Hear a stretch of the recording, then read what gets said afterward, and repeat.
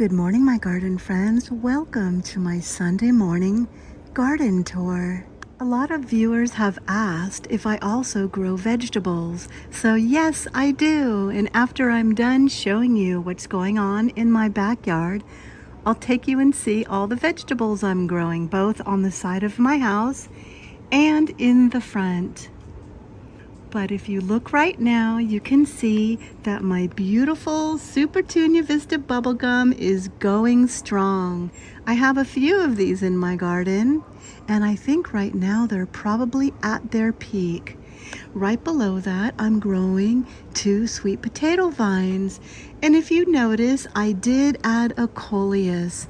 Do you like that cute little pot? That's actually a terracotta pot, and I painted it myself.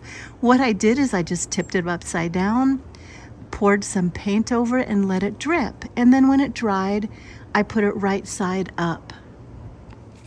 My bougainvillea is starting to fade, but it's still beautiful and worth showing. Actually, when all the flowers start to fall, I rake them up and then I use them as mulch in my garden. See, right there, I just planted a Clematis armandii, and I know clematises like their roots to be cool. So I just raked up all the bougainvillea bracts. They're not flowers, they're bracts, because the flower is actually that little yellow center right there. So I rake up all the bracts and I used it as mulch. But my beautiful tropical milkweed is so much bigger this year. This is the second year I've had it. It's not native to my area. For some reason, I can't grow the native showy milkweed, but this tropical milkweed does so good in my backyard. Oh, look it's forming a seed pod. So if I want to prolong the flowers, what I'll do is I'll just snip this off and put it in the compost, or I'll just toss it. But that's how I keep this blooming a lot longer. Now, these garden tours are to show you what's new in my garden, so I have to keep it real. As you can see, all of my larkspur, well, most of it anyway, is kind of done for the season. And if you notice below Cookie, I am growing zinnias. So like I always say, when one flower dies, another flower blooms. So I have the zinnias to look forward to. And also over there, the hollyhocks. Yeah, they've kind of outdone their peak, but they are going to seed. So I will enjoy harvesting the seeds. But below that, I'm growing more zinnias. So I just wanted to keep it real and show you what's going on over there. My Super Tunia Vista bubblegum is getting so big, but as you can see, it might be time to prune it. Usually I do that once or twice every season just to kind of rejuvenate it and make it flush out again with thicker and more beautiful flowers. And my propagation station, I thought a little bistro set was gonna look quaint and charming, but we all agreed that it was just too big. I found those cute little blue and pink and purple pots at a plant sale. I think they gave them to me for like 10 cents each. And I would have to say, out of all of my succulents, my favorites are my string of pickles and my string of pearls. I absolutely love the way they hang down. And in my opinion, the beautiful thing about the string of pickles is the color variation. Some of them are green and the stems are purple, and the new growth is always purple as well. I mean, look at that. It's just so pretty. I started off with one plant and then I just snip off a little piece, stick it in the soil, and then I grow another one. I grew that one from propagating. That's why I call this my succulent propagation station. For those of you who watch my channel a lot, you know I call this my Dollar Tree fairy garden. I repeat myself in case anybody is new, and I want you to know that I get all my cute little decorations from the Dollar Tree. But because this area is dedicated to my grandchildren, I don't usually like to get anything expensive because I let them do all the decorating when they come visit Grandma. And also, I couldn't find any little decorations that resembled small stepping stones, so the Dollar Tree was for me.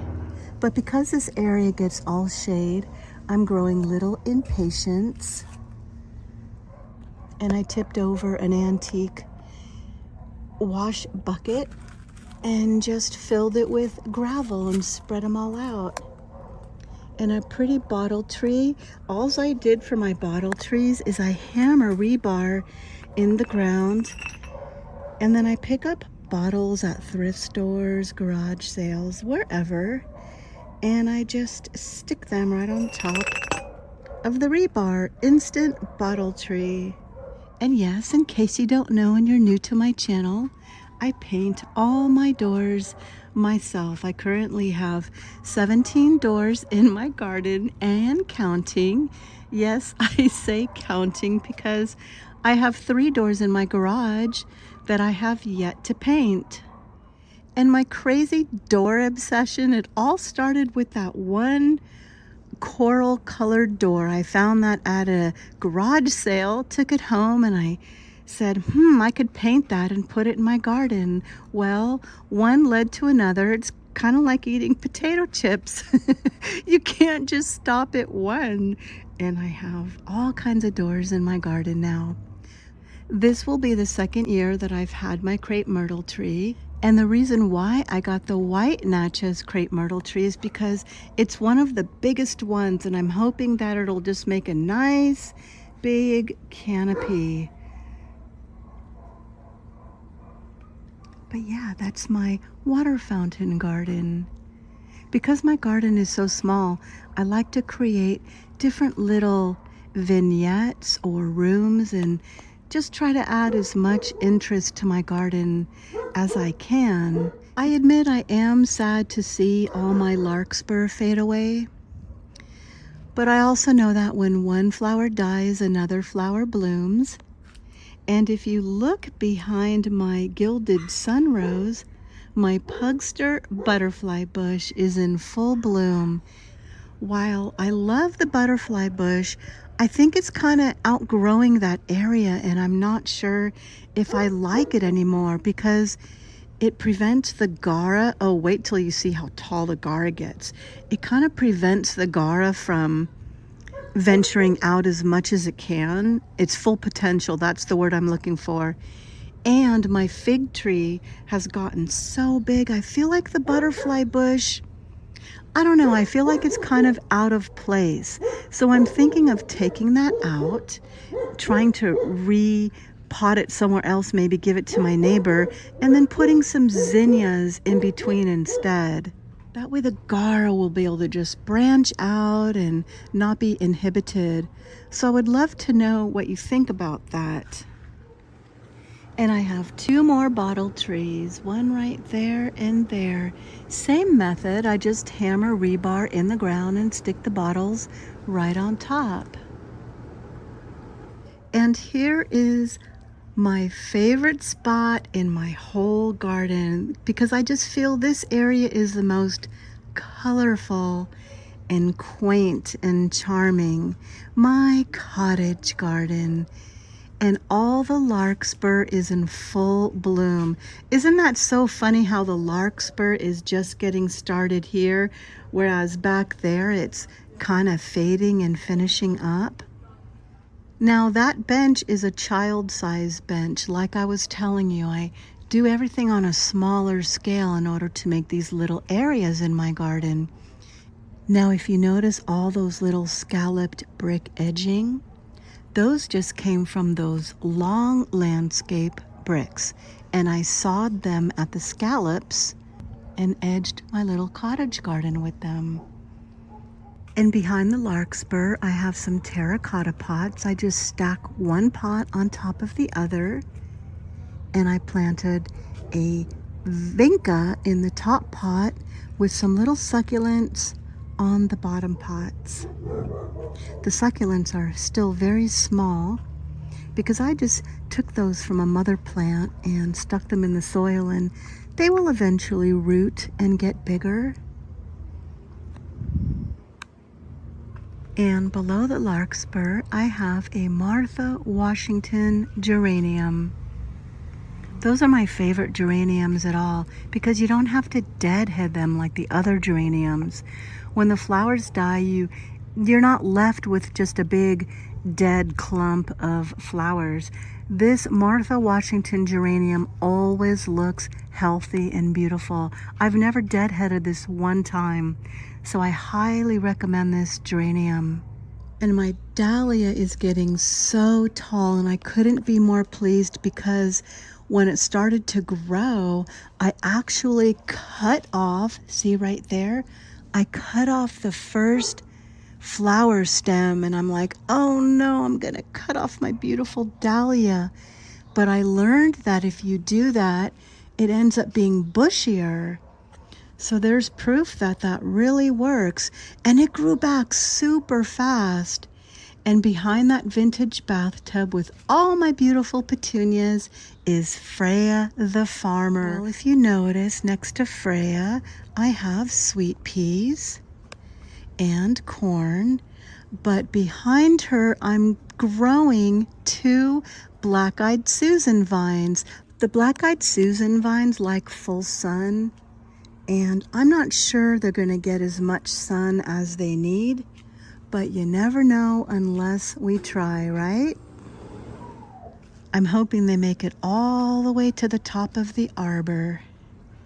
Now, for those of you who asked if I grow vegetables, yes, I do. Let me take you to my narrow space vegetable garden right now. This area is only 3 feet 4 inches wide. But I've learned that you can still grow vegetables in a tight, narrow space if you grow vertical. So what I did is I just got a bunch of old nursery pots, and I lined this area with the nursery pots, and I'm using tomato cages, and I'm just growing things upward. I have a broccoli here. I know it's getting too hot here in California, so I'm probably going to cut that and feed it to the chickens. It's going to bolt and go to seed, but nothing goes to waste in my garden.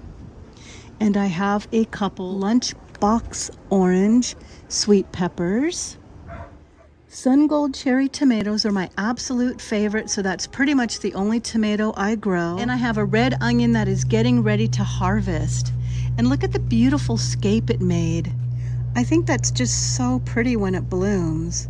I definitely need to harvest the onion, but I just wanted to see this for a while. And these do so well in vases.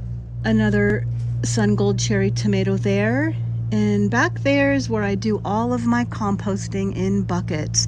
And a lot of people have asked me if composting in buckets, it stinks. No, it does not smell at all. In fact, when I walk back here, I wouldn't even know there is compost if I didn't see it. The key is you just want to keep everything balanced. So there's both green and brown material. And as long as you keep a good balance, it will never smell. Mine never does. I call this area my driveway garden because, well, it's in my driveway. I figured since my property is so small, why not make use of every area in my property that I can. And as you can see, I have a couple raised vegetable boxes. This one's growing corn. And inside here I have a moonflower growing up the arbor with some volunteer sunflowers, and I don't have anything planted there just yet because I'm in between seasons. And inside here I'm growing strawberries. I just planted those this week. I was growing spinach in there, but of course it's getting hot now, so now we're in strawberry season. What I love most about this elevated bed is the wheels. Good job, Vigo. They make it so easy for me to just grab it and wheel it wherever I want. And I do need to move it occasionally when I open up both gates in order to get to the back side of the garage. So as promised, that's where I'm growing vegetables, my narrow space vegetable garden and my driveway garden. I hope you enjoyed today's garden tour. And I hope you have a beautiful day in your garden too.